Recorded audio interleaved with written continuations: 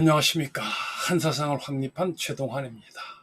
여러분, 천부경과 단군 신화는 우리 한민족이 만들어낸 세계가 이러이러한 것이다 라고 규정하고, 우리 한민족의 공동체적인 가치가 이러이러한 것이다 라고 규정한 경전과 이야기입니다. 그러니까 이 천부경에는 신석기 농경혁명 이후에 계속해서 축적을 해온 우리 한민족의 집단적 지혜가 담겨 있는 것입니다. 그러니까 한민족 집단적 지혜의 총합이 바로 천부경인데, 이 천부경에는 엄격한 수학과 기하학과 철학의 이론체계가 담겨 있으며, 그 이론체계는 이 시대의 과학적 실험으로 명확하게 증명이 된 것입니다. 그리고 단군 신화는 이와 같은 엄격한 이 한사상의 이론체계, 그러니까 천부경에 담겨 있는 K사상, 한사상의 이론체계를 누구나 재미있게 읽고 이해할 수 있는 이야기 형식으로 담아낸 것이 바로 단군 신화인 것입니다. 그러니까 이 천부경과 단군 신화는 따로따로인 둘이 아니라 완전히 하나로 혼연일체가 되는 것입니다. 그런데 바로 이 천부경과 단군 신화가 이미 시작된 반도체 문명의 열쇠를 담고 있는 것입니다. 그러니까 지난 3000년 동안 동양과 서양을 똑같이 지배해온 이원론은 몸과 마음을 분리시켜서 서로 싸우게 만들므로써 공동체를 식물인간 상태로 몰고 가거나 또는 발작 상태로 만드는 것입니다.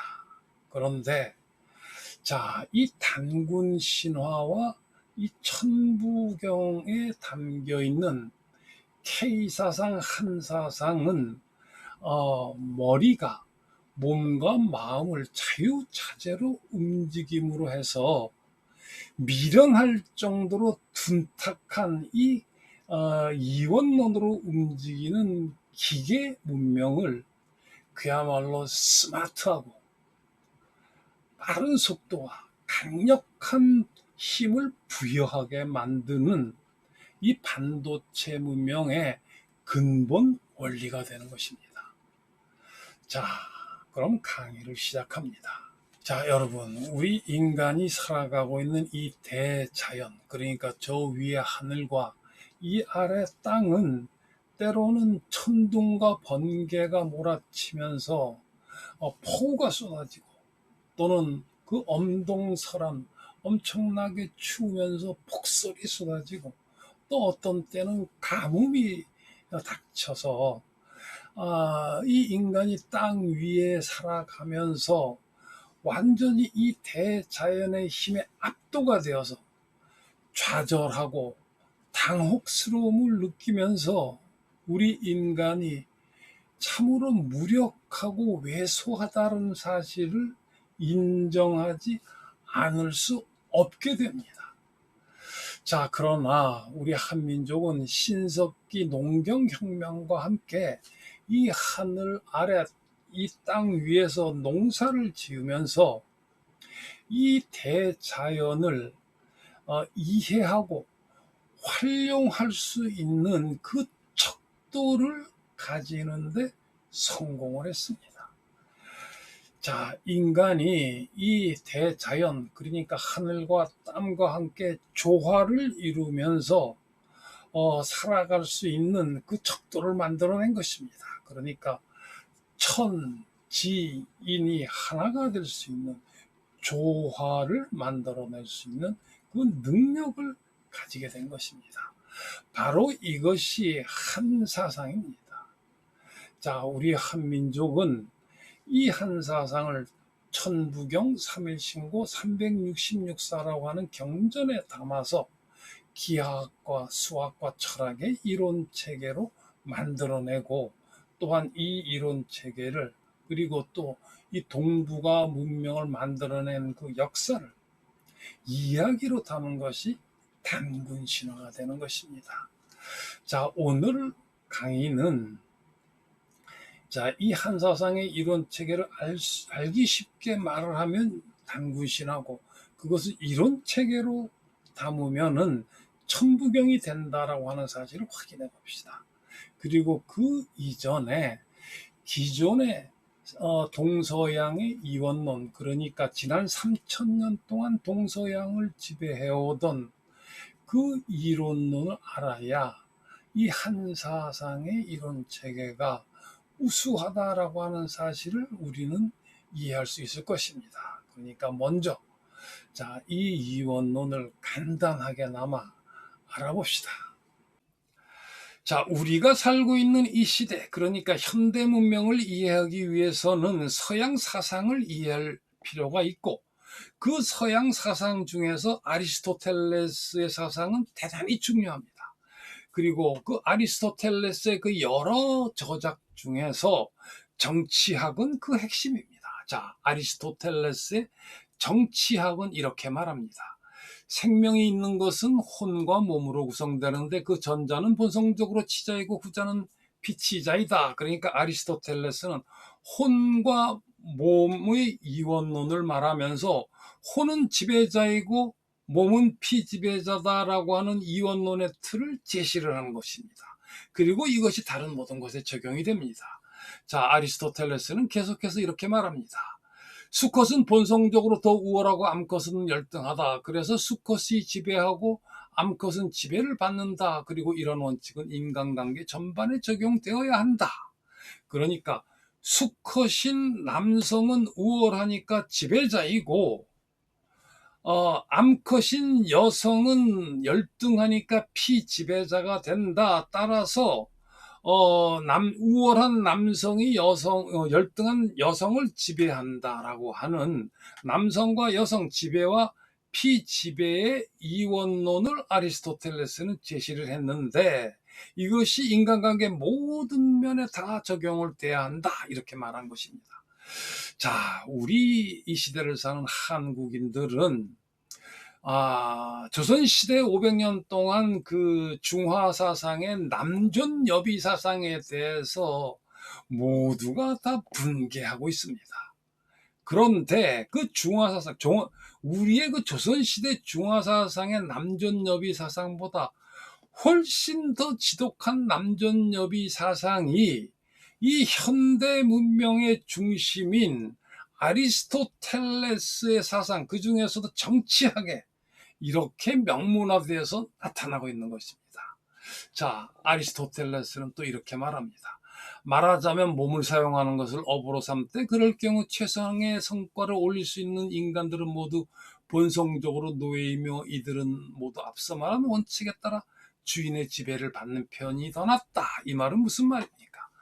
몸을 쓰는 노동자는 노예의 본성을 타고났다. 이렇게 말합니다. 자, 우리 몸을 사용하는 것을 직업으로 삼아가지고 최상의 성과를 올릴 수 있는 사람들이 이 시대에 누굽니까? 스포츠맨이죠. 아리스토텔레스는 이 스포츠맨도 노예의 본성을 타고났다. 이렇게 말하고 있는 것입니다. 그러니까 그렇다면 주인은 누굽니까? 주인이라고 하는 것은, 노예를 지배하는 이 주인이라고 하는 것은 혼을 사용하는 소수의 뛰어난 사람들이다라고 말하는 것입니다. 그러니까 아리스토텔레스의 이 정치학에서 말하는 이원론은 소수의 우월한 지배자가 다수의 열등한 피지배자를 지배하는 방법론인 것입니다. 자, 이 아리스토텔레스 정치학에서 주장하는 이원론은 아리스토텔레스 시대 이래 지금 이 시대까지, 이 현대 문명에까지 조금도 변함없이 그대로 적용이 되고 있습니다. 자, 우리는 서양 사상의 이원론에 대해서 알아봤습니다. 이번에는 중화 사상의 이원론에 대해서 알아봅시다. 이 중화 사상에서는 이 역경의 계사전을 대단히 중요하게 생각합니다. 그런데 이 계사전의 그 시작이 바로 천존지비, 하늘은 존귀하고 땅은 비천하다라고 하는 명확한 이원론입니다. 그리고 중화사상을 확립한 사람은 한나라 때 동중서인데, 이 동중서의 춘추벌로에는 양존음비라고 설명을 했습니다. 하늘은 존귀하고 땅은 비천하다는 말이나 양은 존귀하고 음은 비천하다는 말이나 똑같은 말이죠. 그 다음에 우리나라의 퇴계 이황 선생은 이존기비라고 했습니다. 이것은 양존음비, 천존지비를 그러니까 이기론에 그대로 적용을 한 것이 되죠. 자, 이와 같은 중화사상의 이원론은 남존여비, 관존민비, 그러니까 남자는 존귀하고 여자는 비천하다. 아리스토텔레스는 뭐라 그랬습니까?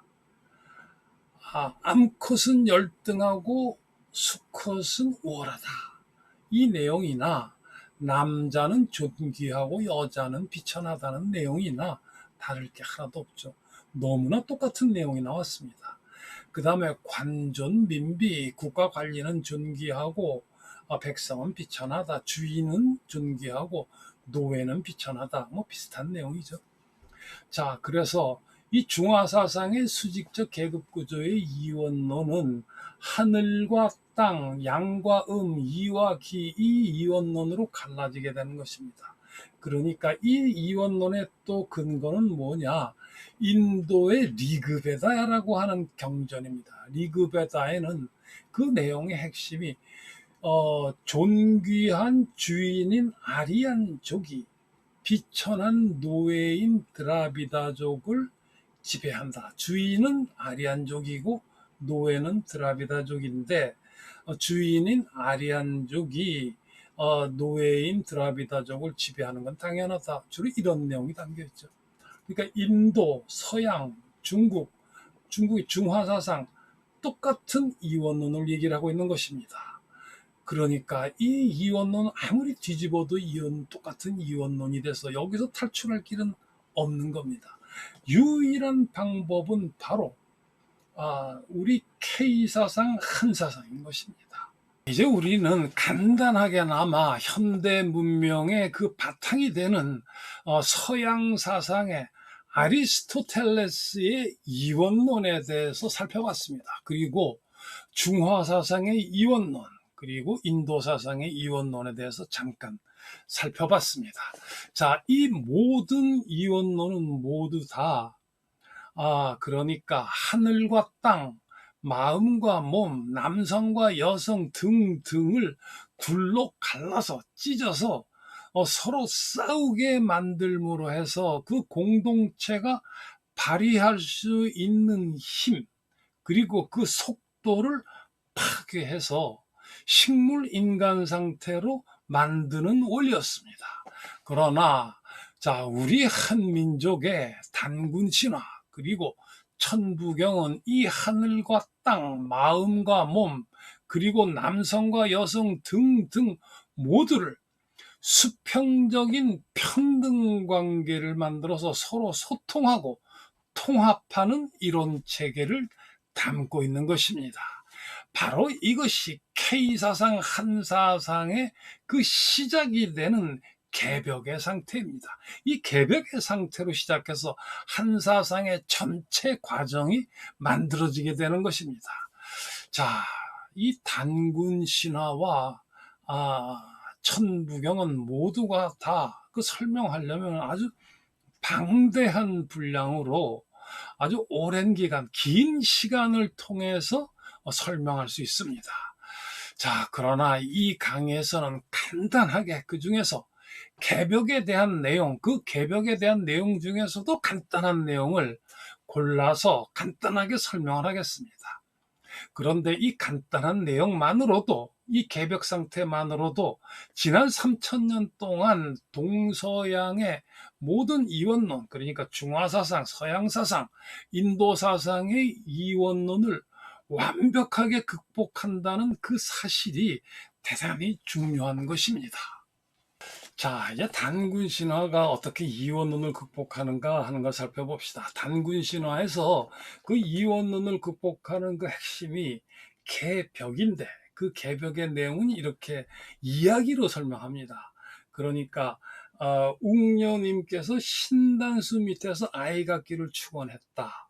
한웅께서 임시로 사랑으로 변해서 이 웅녀님과 결혼했다라고 하는 이 문장 자체가 알고 보면은 기하학과 수학 그리고 철학의 이론 체계가 다 들어있는 것입니다. 바로 이것이 개벽의 원리인데 어떻게 그렇게 되느냐?